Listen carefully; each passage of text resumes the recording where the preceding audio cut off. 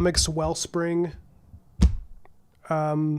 first print proof of Blackmarrow 2. Blackmarrow book 2, it just arrived. It literally just arrived like an hour ago, and I had to completely restrain myself from opening it before the stream because I knew I wanted to do this live. So here we are. Hey, what's up? Who we got in the chat? We got Kyle. How's it going, man? Madara, how you doing? Broken Blade, of course. How are you, brother? Sebastian, welcome back, man.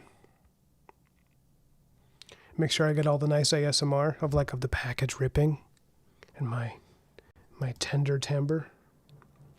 Let me go like that. Let me center this a little bit.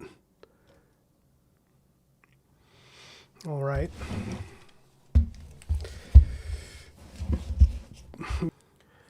Okay, this looks awesome. This was different than Blackmarrow Book 1 in that it is a wraparound cover. So it's got a slightly more challenging formatting. Look at that. Oh, man, that looks pretty cool. And you have your spine. Book 2. And now for this second printing of Book 1, we're going to have a spine with actual logos on it and such. You have the back cover. Whoa, this looks great. God, they just nailed it over there. Look at that. It's my company logo for my print label. I'm afraid to stress this cover, but now you can see this is the wraparound cover that I was working on live. Oh, man. Okay. I'm going to flip through it a little bit, but I don't want to overdo it because I'm a little concerned about spoilers. But look at that. Oh, yes. And then I have I have it inside as a double page spread. So you get to see it in its original format when it was painted as a widescreen shot, which is exactly what I did with Blackmarrow Book 1. I have a similar format. You know, you're going to have the same inside with the shepherd's prayer before they go into battle, and that was intended to always be kind of like the In a Galaxy Far, Far Away, you know, where every movie starts with that. Oh man, they just absolutely nailed it. I can't believe how good this looks. This is the same way I felt when I got Book 1, where I was just astounded at the quality of it. Look at that.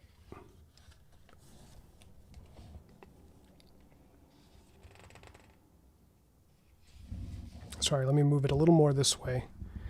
I realize the camera's a little more to the right.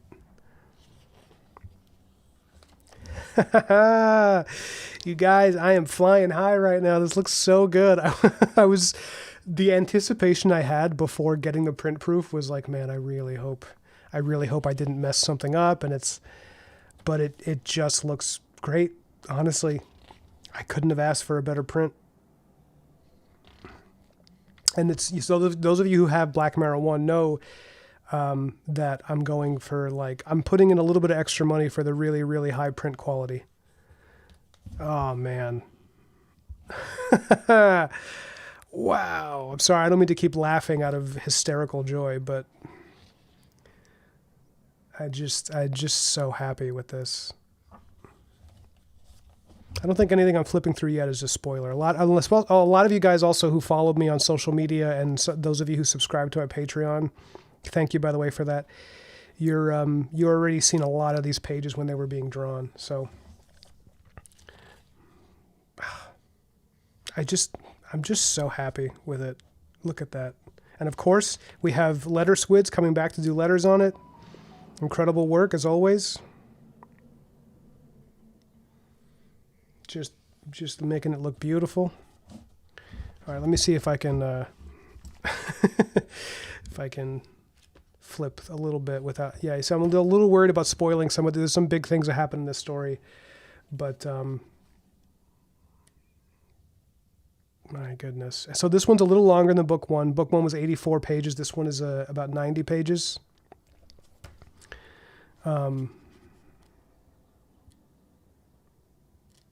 Yeah, I got to be careful here. Okay. I'm going to be... So, oh man, yeah, these are big spoiler pages. Well, you can look at these. These are just cute pages of them talking in the snow. Yeah. And so in the back of the book, you're going to have the black and white pages. These...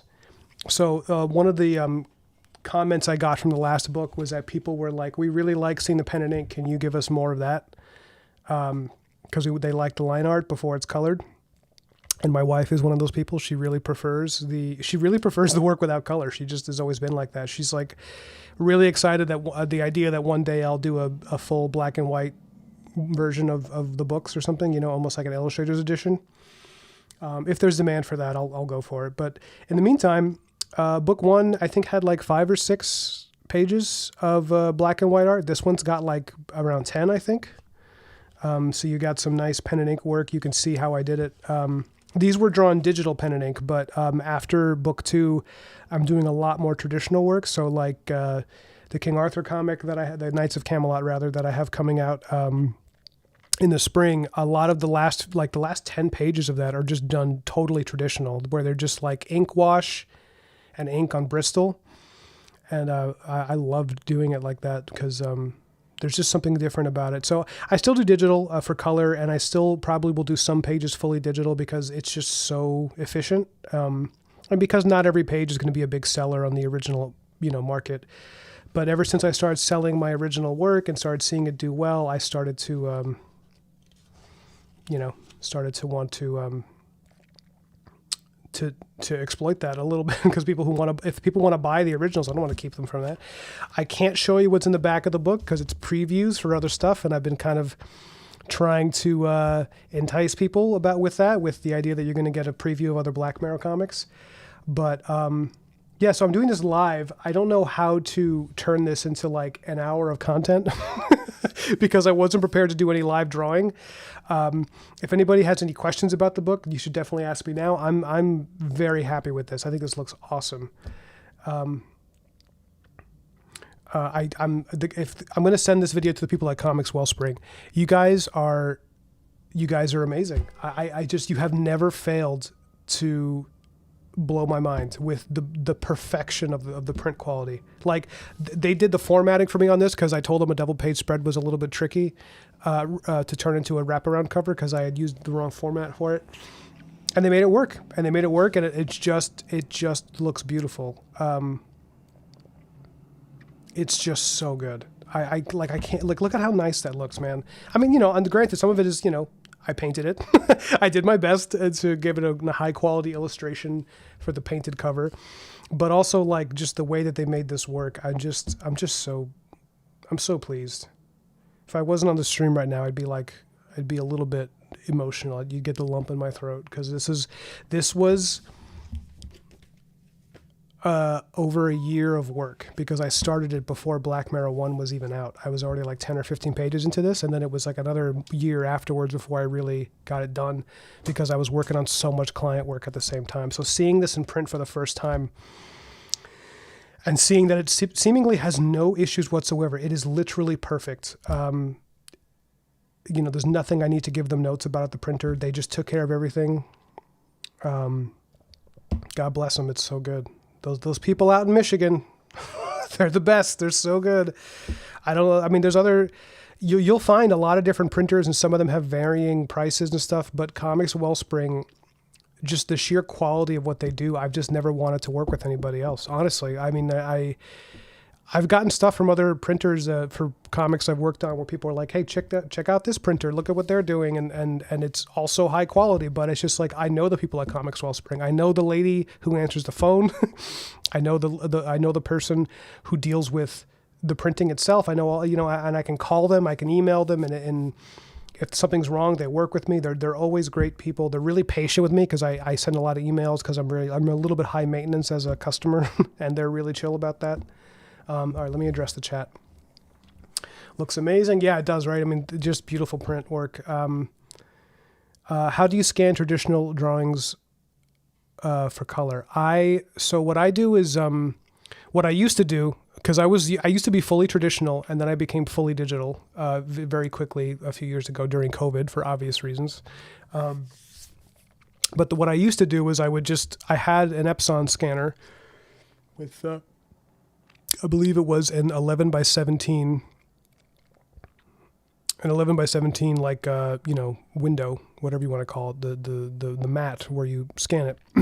And I would scan the work there, and then I would just, once it's scanned, it's a JPEG, and you have it set up so it sends the JPEG directly to your computer, and from there you can color it.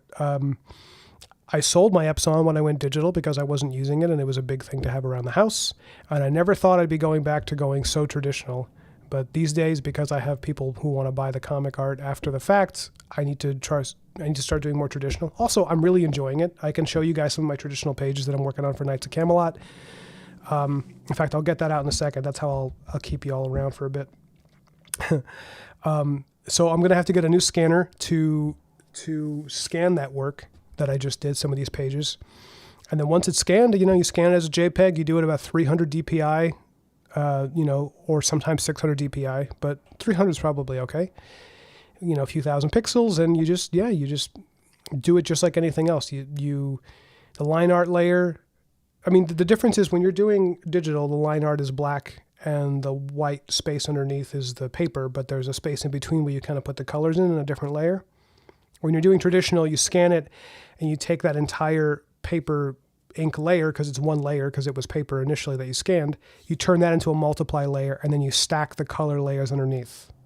So it's really not that different. I've tried a few phone apps that disappoint me. Oh, scanning with a phone is, for art, you don't want to, it's just not going to be the same level of quality. It's just, you're just not going to get that same, you can scan it at Staples too, in some cases, but the guy at Staples has been weird about it in the past, where he keeps telling me I can only scan as a PDF, and it's like, that's not true at all. But sorry, I was waving at my neighbor who's trimming his bushes across the street. I that's how I typically do it. And so I'm going to have to get a new scanner, which I'll probably buy with some of the money I get from this campaign, because going forward, I want to do more traditional pages mixed in with a digital. Let me show you guys some of my traditional pages, because you guys are going to like this. Hold on. Give me 1 sec.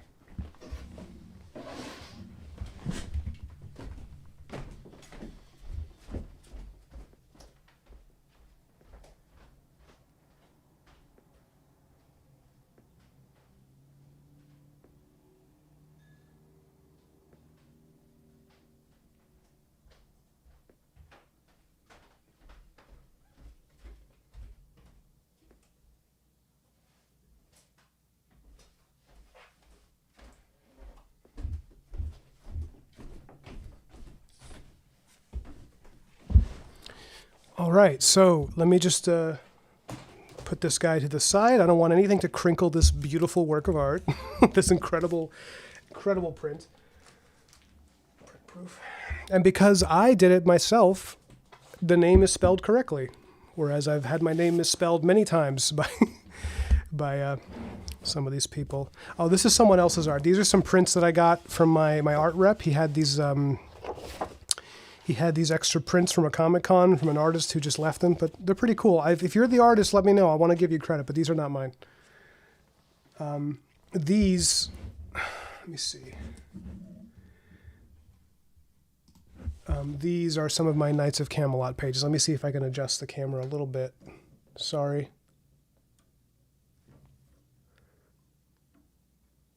There you go.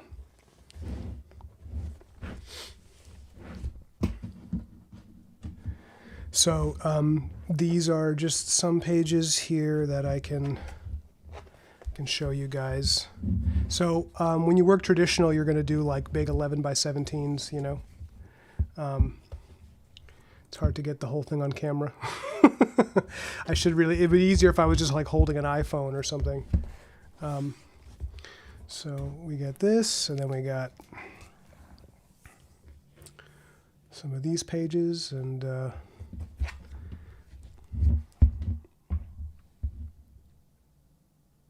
so this is actually just ink and ink wash. That's Sir Kay visiting Lancelot in his church abode, where he hides after his shame. And to the right over here, let me move the camera, you'll see that's a Blackmarrow page, possibly for book 3, done traditional, just ink on paper. It might also just end up being like an individual piece that I sell, because I'm getting some clients who want Blackmarrow pages now. Well, this is a little bit of a spoiler for Knights of Camelot, but I'll just show you on the left here. That's a dragon they're going to have to slay. I can only show you some of the page at once because these pages are huge. But this is done with just microns and black India ink on paper. And I sketched it out and just inked right over it. And then this one, let me show you the whole layout. It's kind of fun. This was done with a quill and a brush. This is done like super traditional. This is like a fountain pen. His anatomy I'm not happy with, though. I need to fix that. I might fix it digitally because I like the rest of it. The owl is a symbol that comes up a lot in the book. Let me see, are these pages I can show? Yeah, these are pages I can show. Let me just fix this. So here we have more pages of the battle scenes.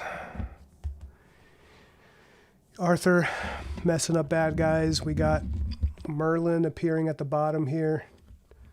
His hair like a storm cloud. And now this one was done, this page was done with a lot of Copic markers.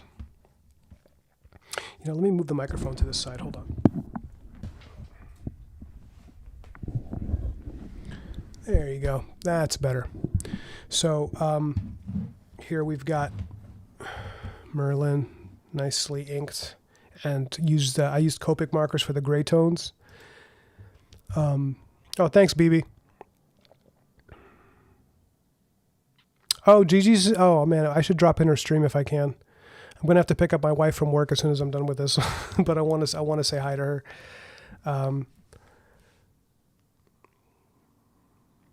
Will Solomon Kane make an appearance in Blackmarrow 3?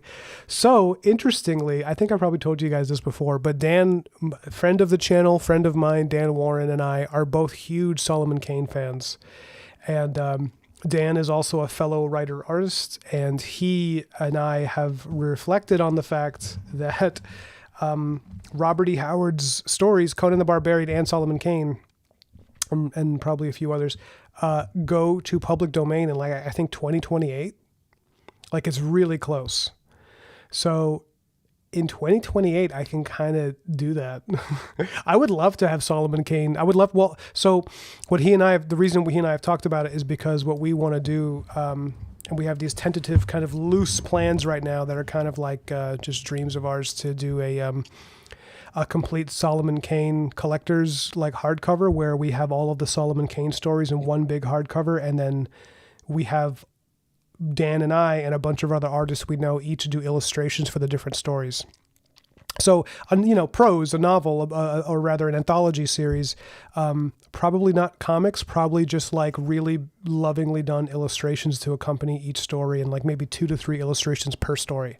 So like a big fat hardcover with all the Solomon Kane stuff under one roof, with a bunch of different artists, each giving their interpretation of a given short story.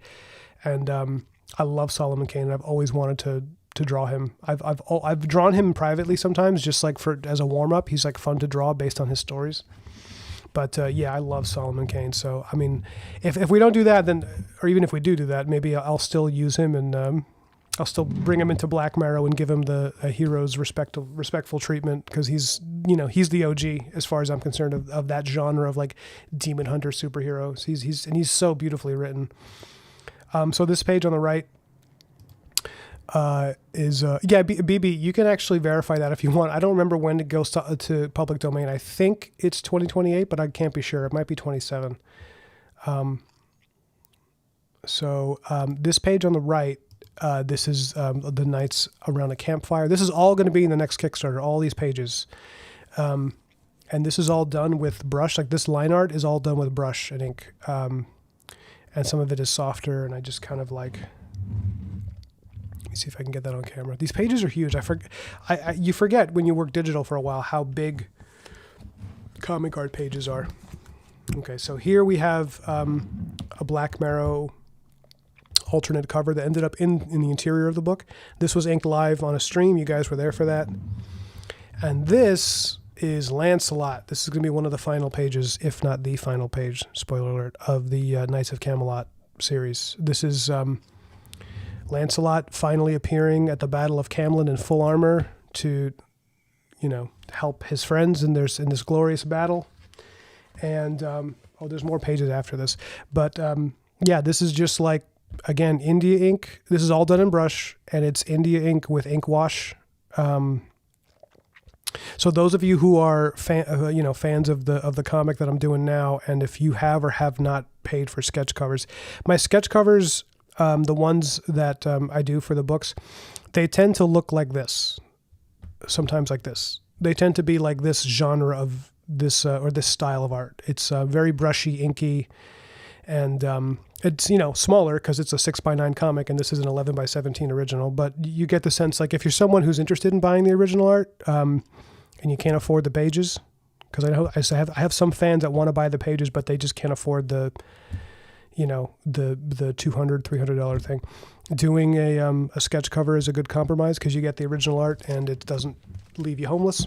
Oh, so this was a page I just finished. I just finished it yesterday, I believe. Again, these are kind of loose spoilers. This is the knights facing off against the dragon. So this was, again, just ink wash.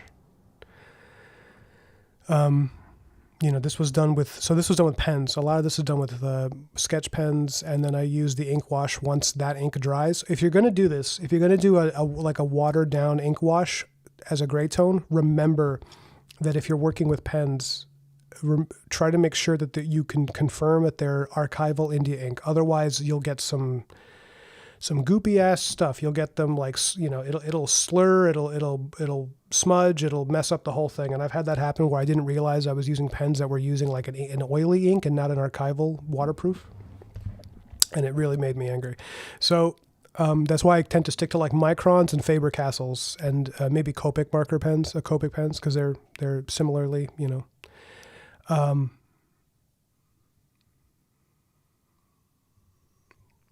Are you sure about that? So Broken Blade says Solomon Kane is in the public domain. He entered the public domain in January 1st. I don't know, because I heard that. Oh, I see. I have to look that up. Because I was told that Robert E. Howard's full collection went into public domain in 2028. So I don't know. If he's public domain now, shit, what am I even doing? Everybody, what are we doing? So here's these other pages, these other panels, I should say. Here's more work. If some of you are coming into the stream late and you were here to see the unboxing, that was at the beginning of the stream, but I can just show it real quick here for those of you that are, and I'll show it again at the end. Look at that.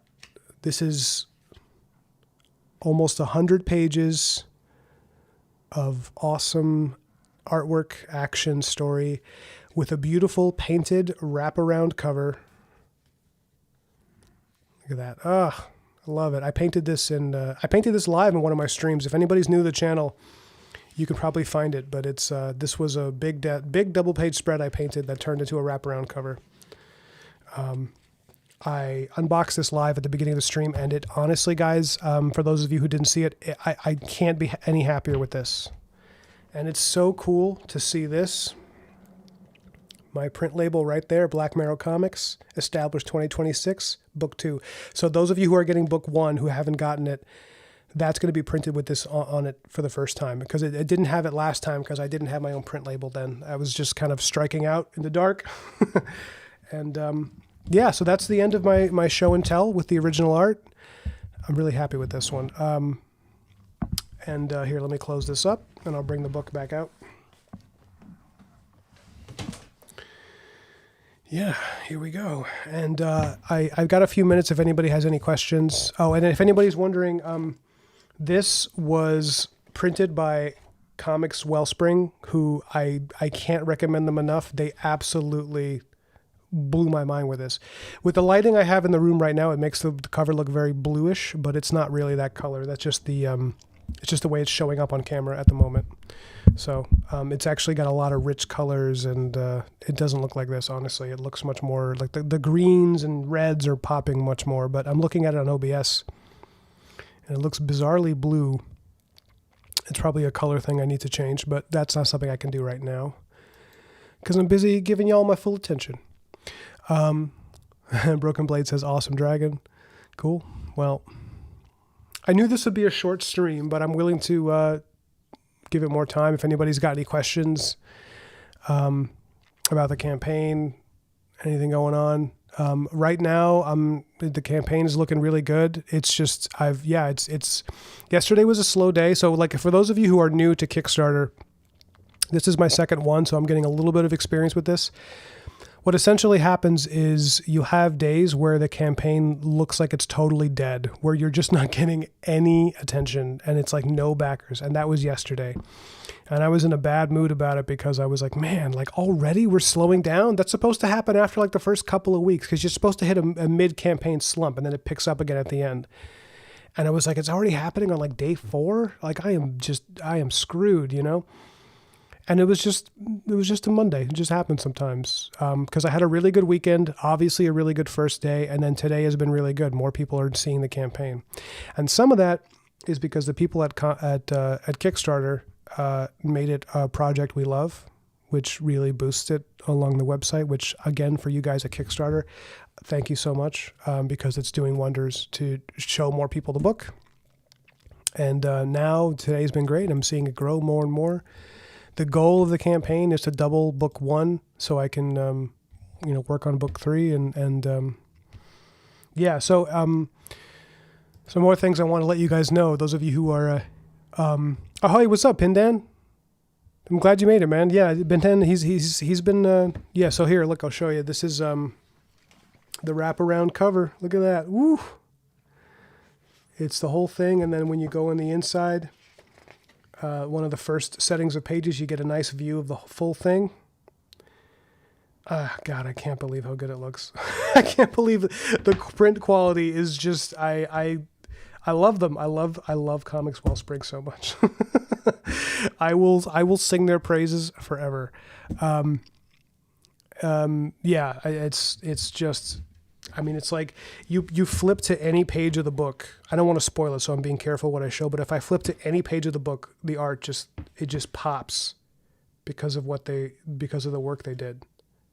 It's just every, look at that, unbelievable.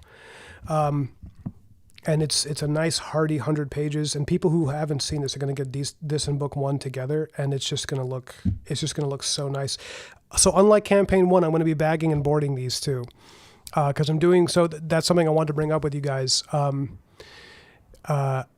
doing this differently than campaign 1. I'm doing the shipping and handling the whole fulfillment thing. I'm doing it myself, unless the campaign ends up being like more than 1,000 people, which I don't think I'm anywhere near in danger of that yet. Maybe campaign 3 or 4 will reach that point and I'll need to hire somebody to help me. But as of right now, with this modest, loyal, strong fan base that I have, I can print it. I can ship it myself. I have so I'm going to be doing the packaging and stuff. So the difference is, when Comics Wellspring did it, they have a very nice packaging deal that they used. Unfortunately, they don't do fulfillment anymore. They only do printing. So I'm doing it myself instead of getting another company involved. And because every time you get another stage involved with another company that you have to talk to, it just invites opportunities for things to get lost or messed up or delayed. And I don't want to deal with that. And it's not like I have 50,000 copies I have to do. It's going to be, maybe a few hundred. And I'm grateful for that. So I'm going to be doing it myself. I'm going to be doing it differently, where I'm going to see if I can still use the cardboard packaging, something not quite as sturdy as what they used, unless I think it could end up getting damaged. If I think the book is in danger of getting damaged, I'll spring for the thicker cardboard that they had last time. The thing I was going to use to make up for the difference was that I'm going to be bagging and boarding every copy. Because last time, I don't think it was bagged and boarded, because they were already shipping it in a nice, package, and I figured there was no danger of it getting ruined. And there was only, I think, one case of it getting dented or damaged, and it was because of like a rainstorm or something. This time, if I bag and board it, I might be able to do a slightly less thick package just so I don't burn myself out as far as, financially in the back end.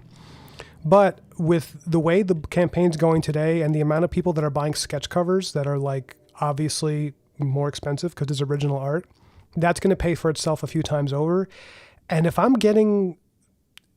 people are putting that much money into this, I think it's only fair that I spend the extra money on the cardboard cover that this came in and a bag and board.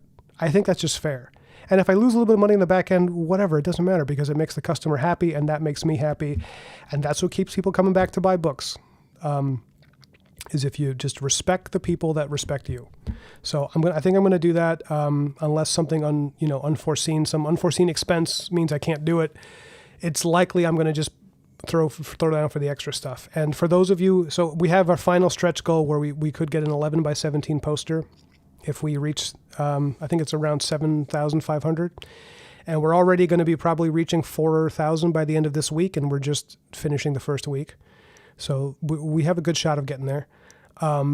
If we do, when I ship the 11 by 17 posters, I'm going to roll that up in a tube probably because it's the only way to make sure it doesn't get damaged.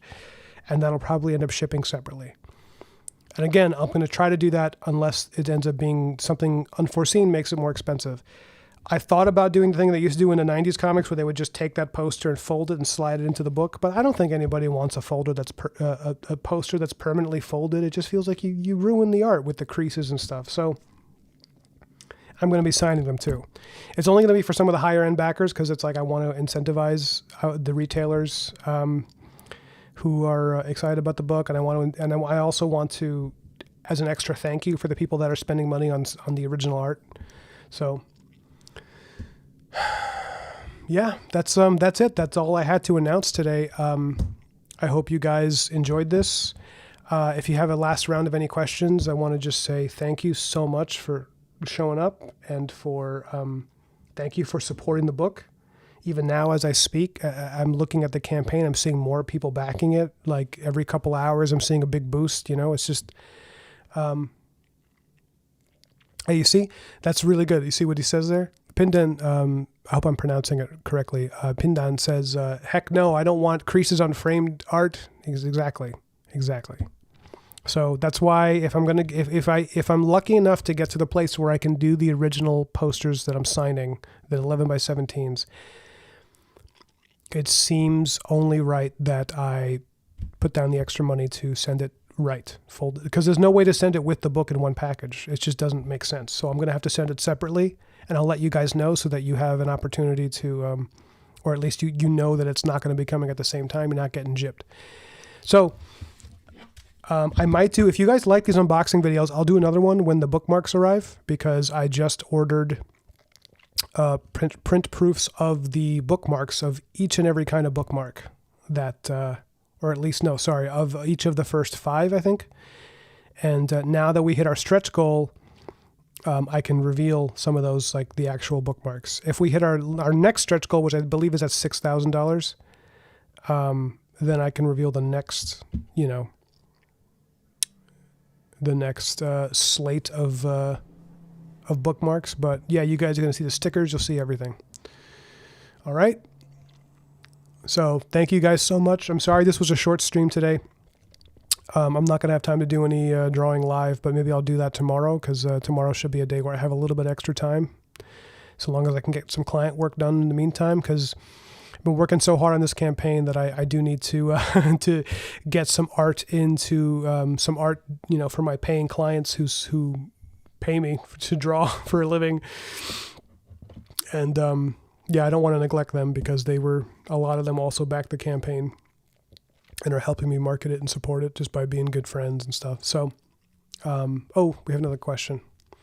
I've been sharing all your campaigns on some werewolf groups I'm in on Telegram as well, trying to maximize awareness with my like-minded friends. Oh, thank you so much, man. Yeah, that's really cool. I really appreciate that. I was actually looking for, when Blackmarrow 1 came out, there was a werewolf like Reddit for people who just love werewolf fiction, which I didn't know I didn't know anything about.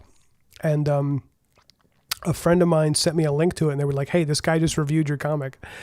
And it was like over a year ago, and I'd like click the link, and I just see this Reddit group discussing Blackmarrow, and like, you know, and they were really enthusiastic about it. The guy gave it a really shining review. He said like, this is like a really special comic. This is like really fun. I love the character. It's like really cool that he's this like traditional hero, but he's like a wolfman, all that good stuff. And I reached out to him personally. I just actually commented on the Reddit and was like, hey, thanks for the honest review. And I'm going to do another book and yada, yada. And then he and I connected, and we had a great conversation afterwards. And I actually should let them know that book 2 is up, because some of those people might want it. There's a ton of groups. You know, Pindan, if I give you my email, well, actually, you know me on Instagram, right? We're Instagram buddies, so you should feel free, please, to send me the links to those groups, because I would love to see. What people are saying, even if it's negative. I don't care. I want to see what people's honest reactions are to my work, because it gives me a good sense of, you know, what to do and how to make people happier as far as customers go. Feel free, please, to send me that. I would appreciate that. Also, because I can promote it if I want to go in and do a Q&A and stuff like that. So, all right, guys, thank you so much. This was a blast. I really am so happy, like deliriously happy with this. Oh, Pindan, you're not on Instagram. You're on Facebook. Okay, yeah, I'm on Facebook too. I'm on Facebook as Ryan Guts. Here, I'll type it in. Sorry, I keep saying goodbye and then I think... Yeah, well, actually, I think I might just be on there as Ryan Gutierrez now. I think I might have fixed it, so it's not just...